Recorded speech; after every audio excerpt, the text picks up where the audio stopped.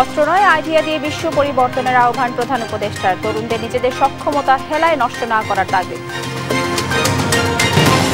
অবশেষে কুয়েটের উপাচার্য ও উপ উপাচার্যের পদত্যাগ। সার্চ কমিটির মাধ্যমে নতুন নিয়োগ।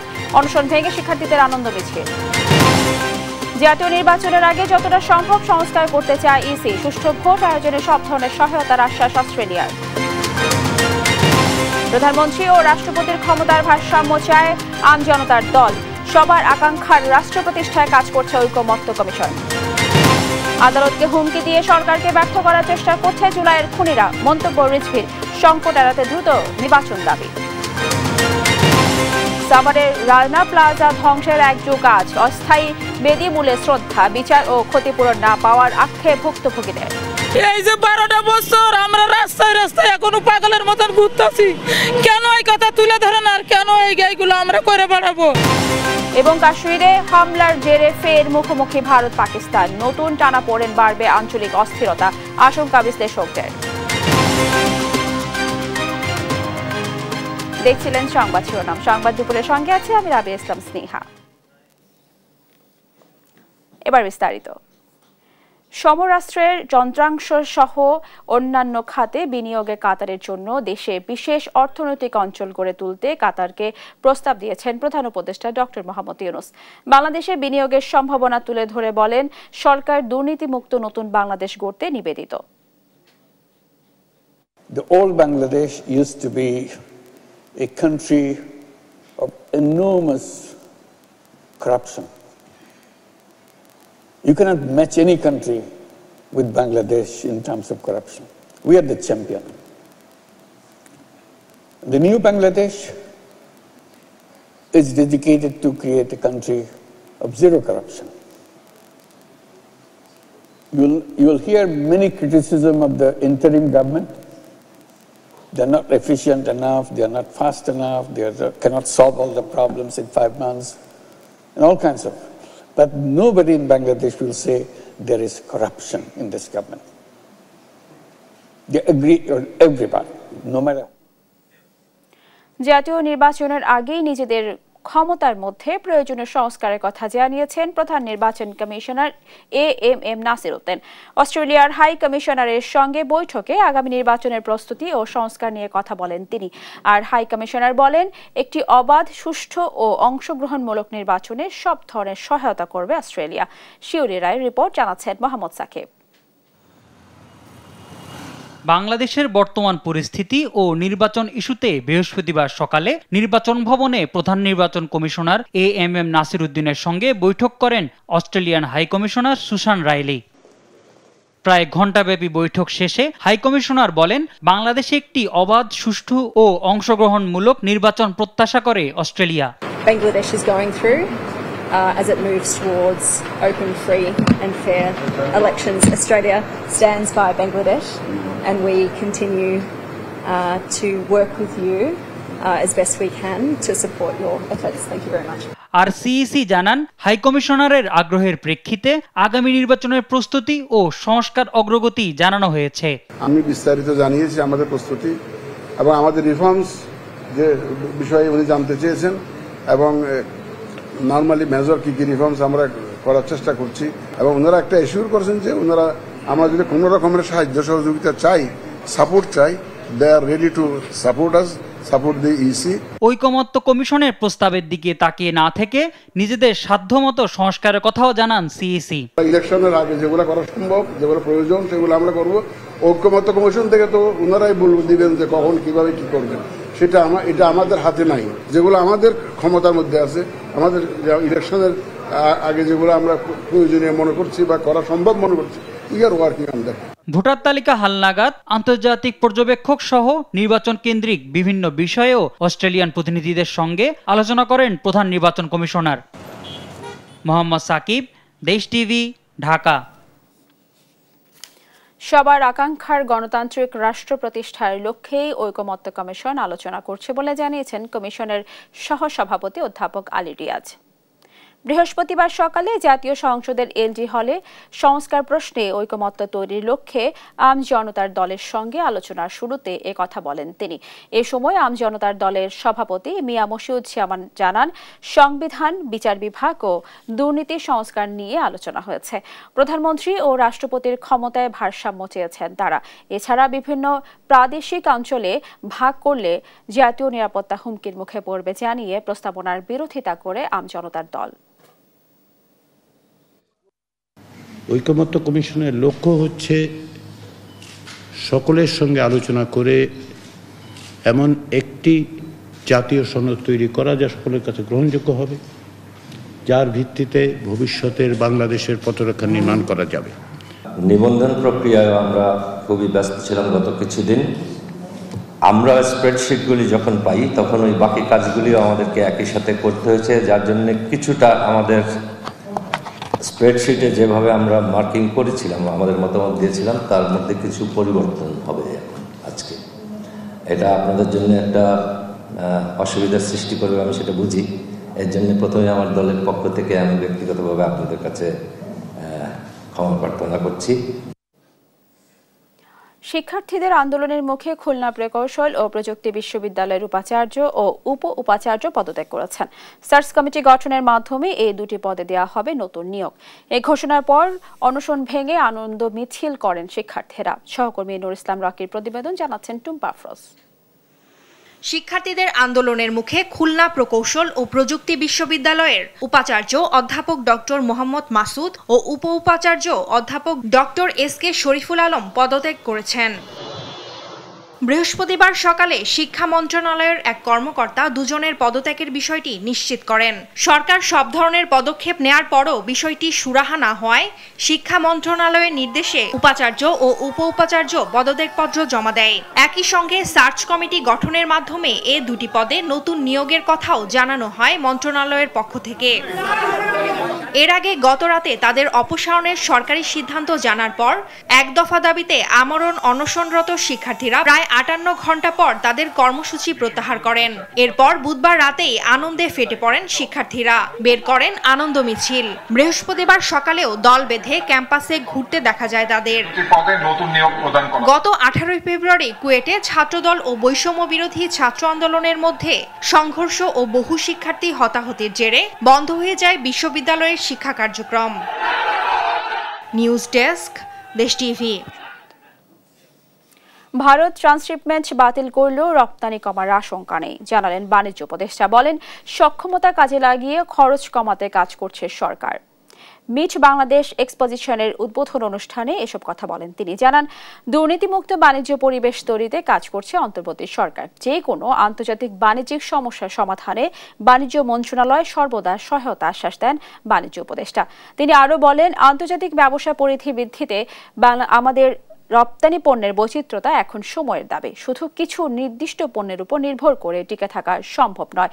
বিশ্ববাজারে প্রতিযোগিতায় টিকে থাকতে হলে আমাদের উদ্ভাবনে যেতে হবে, নতুন বাজার খুঁজতে হবে, নতুন ব্যস্ততায় বা আমাদের নতুন করে ভাবতে হবে, কাজ করার আহ্বান তিনি।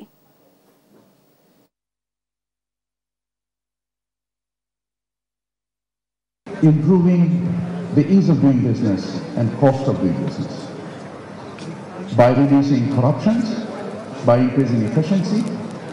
I'm sure you all know that we are working on this national single window, which would be a great facilitator.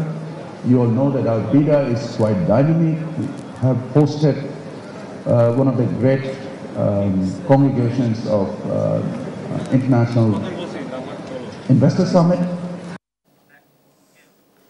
MBBS শেষে বিএমডিসি রেজিস্ট্রেশনের জন্য লাইসেন্সিং পরীক্ষা হওয়া দরকার বলে মন্তব্য করেছেন প্রধান উপদেষ্টার বিশেষ সহকারী অধ্যাপক ডাক্তার সাইদুর রহমান।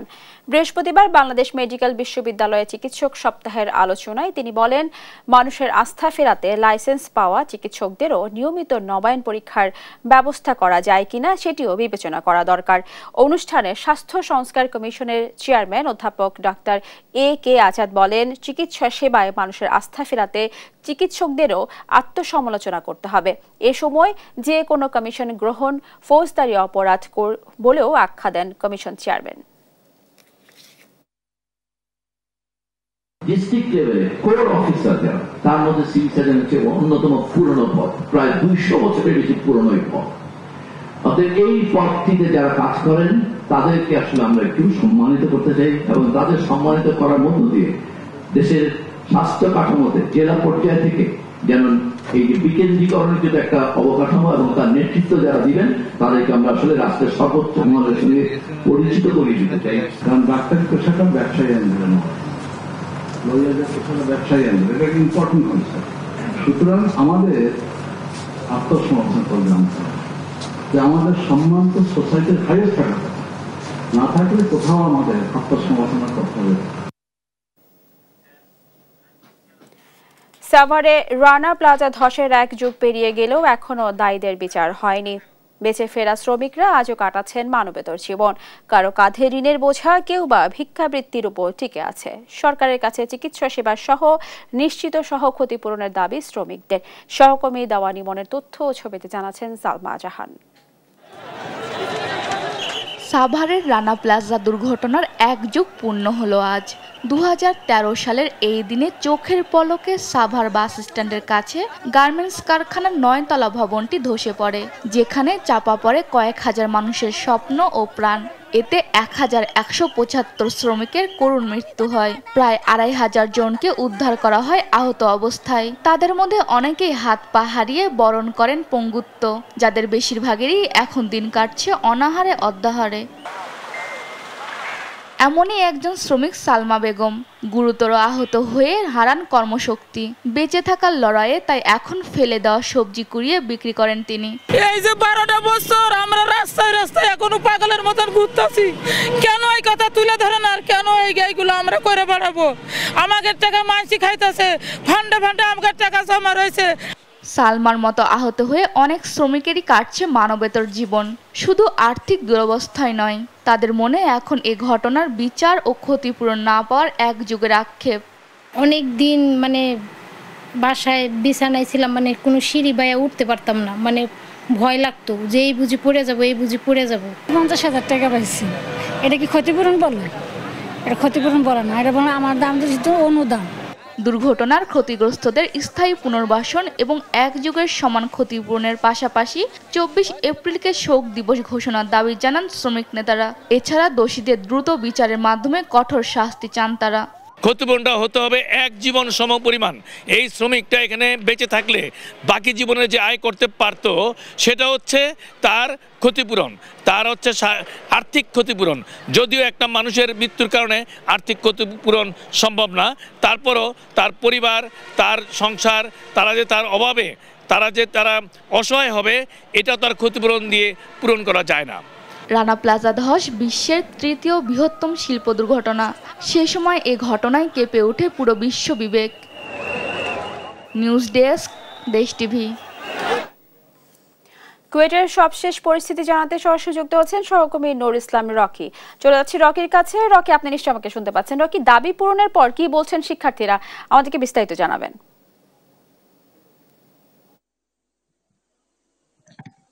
খুলনা প্রকৌশল ও প্রযুক্তি বিশ্ববিদ্যালয়ের শিক্ষার্থীদের যে দাবি ছিল যে বিশ্ববিদ্যালয়টির উপাচার্যের অপসারণ, সেটা কিন্তু এক প্রকার বাস্তবায়নই হয়েছে বলা যেতে পারে। গতকাল গভীর রাতে বাংলাদেশ মঞ্জুরি কমিশনের 2 জন সদস্য বিশিষ্ট একটি কমিটি টিম কিন্তু তারা বিশ্ববিদ্যালয়ের সাধারণ শিক্ষার্থী যারা অনশনে ছিল তাদেরকে কিন্তু অনশন ভাঙিয়েছে তাদের দাবি পূরণের মাধ্যমে। এবং আমরা যেটা সর্বশেষ জানতে পেরেছি যে বিশ্ববিদ্যালয়টির উপাচার্য এবং উপাচার্যকে আসলে অপসারণ করার প্রক্রিয়া প্রায় শেষ পর্যায়ে। আনুষ্ঠানিকভাবে কিন্তু এখনো কোনো প্রজ্ঞাপন বা গেজেট এখনো দেওয়া হয় নাই।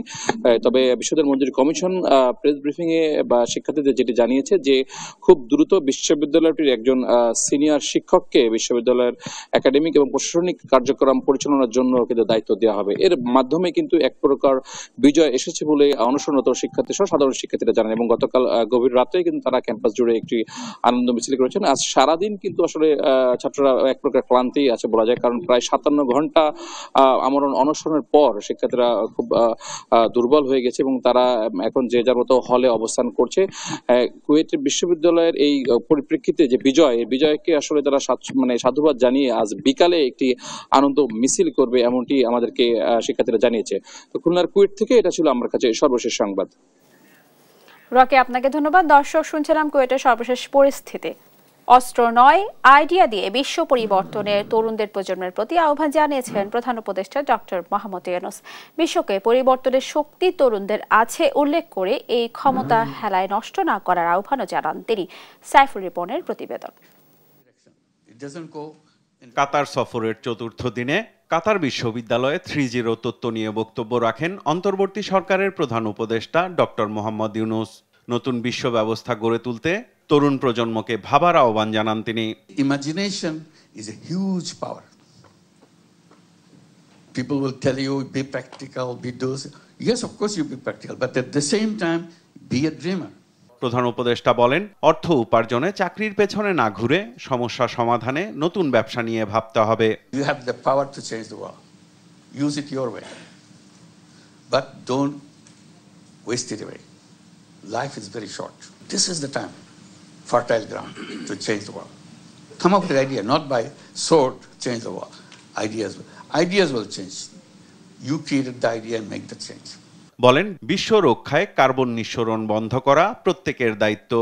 This civilization will be a victim of environmental disaster because we are not aware of it. The imagination of the world that I'm thinking, world of 3 zeros. What are the zeros for? First zero is zero net carbon emission. I don't want any carbon emission in my life. I don't want any carbon emission in the whole universe. So that we protect ourselves. This is a responsibility. Otherwise, we destroy ourselves. সম্পদের সুষ্ঠু বন্টনে ব্যক্তিকেন্দ্রিক ব্যবসা রেখে সামাজিক ব্যবসার মাধ্যমে নতুন অর্থনৈতিক ব্যবস্থা গড়ে তোলার তাগিদ দেন প্রধান উপদেষ্টা। Just one simple shift, everything can change. Instead of doing business to make money for myself, making myself richer and richer, I have said that there's another path. It's a choice for you, anybody. I can do business to make myself rich. I can do business to solve all the problems of the world. But we don't touch that. It's not even discussed in our textbook. We call it social business, another kind of business. শিক্ষা ব্যবস্থা পরিবর্তনেরও তাগিদ দেন doctor Muhammad Yunus. Poverty is not created by the poor people. Who created it? System that we developed in the world creates it every day. And we are teaching you how to do it. Strengthen that system. That's the problem.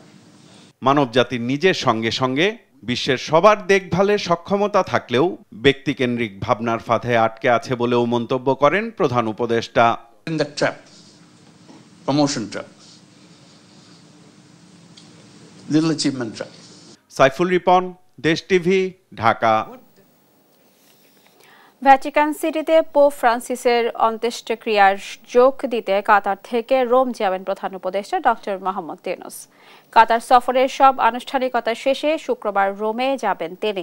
এদিকে pope ফ্রান্সিসের মৃত্যুতে বাংলাদেশে 3 দিনের রাষ্ট্রীয় শোক ঘোষণা করেছে অন্তর্বর্তী সরকার। এ সময় সরকারি ও স্বায়ত্তশাসিত প্রতিষ্ঠানে অর্ধনমিত থাকবে পতাকা। এছাড়া পোপ ফ্রান্সিসের বিদেহী আত্মার শান্তি কামনায় বিশেষ প্রার্থনার আয়োজন করা হয়। গেল সোমবার সকালে ভ্যাটিকানের নিজ বাসভবন কাসা সান্তা মার্তায় মারা যান তিনি।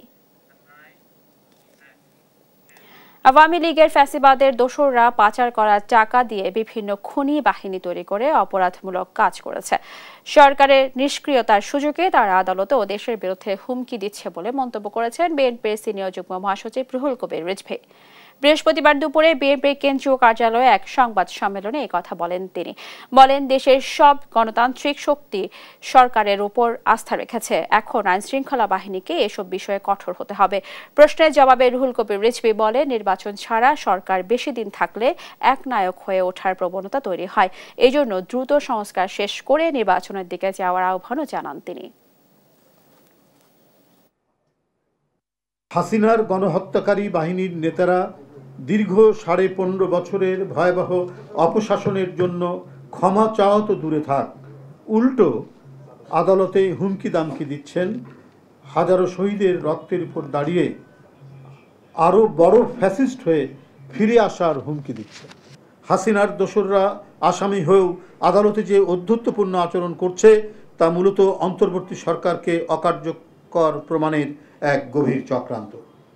স্বরাষ্ট্র মন্ত্রণালয় ও পুলিশ প্রশাসন নীরবতায় তারা এমন আচরণ করছে। আইসিটি খাতের বিভিন্ন প্রকল্পের অনিয়ম এবং দুর্নীতি তদন্তে এবং শ্বেতপত্র প্রণয়নে টাস্ক ফোর্স গঠন করেছে সরকার। টাস্ক ফোর্স ও শ্বেতপত্র কমিটির প্রধান হিসেবে দায়িত্ব পালন করবেন বিশিষ্ট অর্থনীতিবিদ অধ্যাপক ডক্টর নিয়াজ আসাদুল্লাহ। বৃহস্পতিবার এক বিজ্ঞপ্তিতে তথ্য জানিয়েছে ডাক, টেলিযোগাযোগ ও তথ্য প্রযুক্তি মন্ত্রণালয়। এতে বলা হয়, গেল 17 এপ্রিল আইসিটি খাতে অনিয়ম এবং অব্যবস্থাপনার তদন্তে এবং আইসিটি শ্বেতপত্র প্রকাশের নিমিত্তে বিশেষজ্ঞ ব্যক্তিদের সমন্বয়ে এই টাস্ক ফোর্স করা হয়েছে।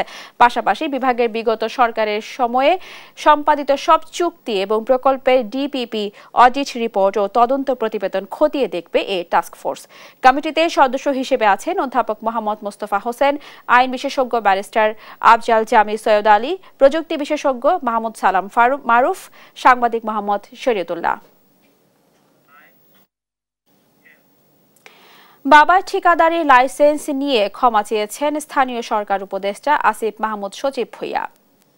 বৃহস্পতিবার বেলা 11:30টায় সামাজিক মাধ্যম ফেসবুকে নিজের ভেরিফাইড পেজে দেয়া পোস্টে ঠিকাদারির লাইসেন্স ইস্যুতে কথা বলেন তিনি। জানান, স্থানীয় একজন ঠিকাদার কাজ পাওয়ার সুবিধার্থে বাবার পরিচয় ব্যবহারের জন্য লাইসেন্স করার পরামর্শ দেন। বাবাও তার কথায় জেলা নির্বাহী ইঞ্জিনিয়ার থেকে একটি ঠিকাদারির লাইসেন্স করেন। রাষ্ট্রে যে কোনো ব্যক্তি ব্যবসা করার উদ্দেশ্যে যে কোনো লাইসেন্স করতেই পারে, তবে আমি সংশ্লিষ্ট মন্ত্রণালয়ের দায়িত্বরত থাকা অবস্থায় বাবার ঠিকাদারি ব্যবসায় জড়ানো স্পষ্টভাবেই কনফ্লিক্ট অফ ইন্টারেস্ট। বিষয়টি বোঝানোর পর আজ বাবার আবেদনের প্রেক্ষিতে লাইসেন্সটি বাতিল করা হয়েছে। বাবা হয়তো কনফ্লিক্ট অফ ইন্টারেস্টের বিষয়টি বুঝতে পারেননি, সেজন্য বাবার পক্ষ থেকে ক্ষমা প্রার্থনা করছি। মধ্যবর্তী সময়ে উক্ত লাইসেন্স ব্যবহার করে কোনো কাজের জন্য আবেদন করা হয়নি বলেও জানান তিনি। ইসলামী আন্দোলন বাংলাদেশের নায়েবে আমির মুফতি সৈয়দ মোহাম্মদ ফাইজুল করিমকে বরিশাল সিটি কর্পোরেশনের মেয়র ঘোষণার দাবিতে বরিশালের সমাবেশ ও গণমিছিল হয়েছে। বৃহস্পতিবার নগরী সদর রোডের আশ্বিনী কুমার হলের সামনে এ সমাবেশ ও গণমিছিল অনুষ্ঠিত হয়। সমাবেশে বক্তারা 2023 সালের 12 জুন অনুষ্ঠিত নির্বাচনের ফলাফল বাতিল করে হাত পাখা প্রতীকের প্রার্থী ইসলামী আন্দোলন বাংলাদেশের নায়েবে আমির মুফতি সৈয়দ মোহাম্মদ ফাইজুল করিমকে মেয়র ঘোষণার দাবি জানান। অন্যথায় আন্দোলন সংগ্রাম চালিয়ে যাবেন বলে জানান। এদিকে মুফতি সৈয়দ মোহাম্মদ ফাইজুল করিমকে বরিশাল সিটি কর্পোরেশনের মেয়র ঘোষণার দাবিতে করা মামলার তারিখ আগামী 5 মে পুনর্নির্ধারণ করেছে বরিশাল নির্বাচনী ট্রাইব্যুনাল আদালত।